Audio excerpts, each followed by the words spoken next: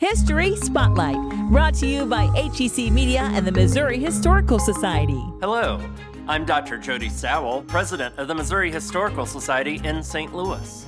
In 1916, St. Louis children pooled their pennies to buy the St. Louis Zoo its very first elephant.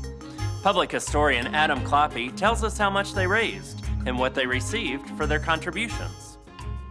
For many St. Louisans, a summer really isn't complete without a visit to the St. Louis Zoo to visit one of the 18,000 plus animals that they have there, that they care for, and there's so many animals that people connect with, penguins and lions and hippos and rhinos and all sorts of animals, but the favorite of so many people is the elephants, right? And the St. Louis Zoo is home to 9 elephants today, and they take such fantastic care of those elephants. But there's a history to elephants at the St. Louis Zoo that a lot of us don't think about. So the St. Louis Zoo dates its history back to 1910. That's when the St. Louis Zoological Society was formed.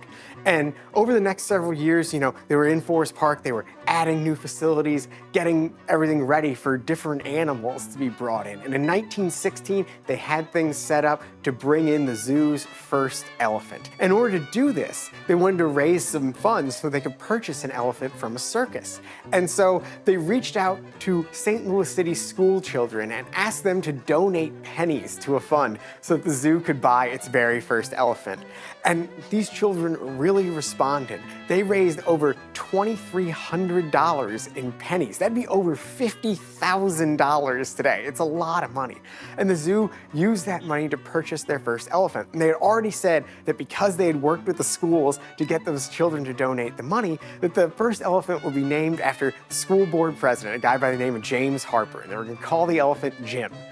And they purchased their first elephant, and it's a female.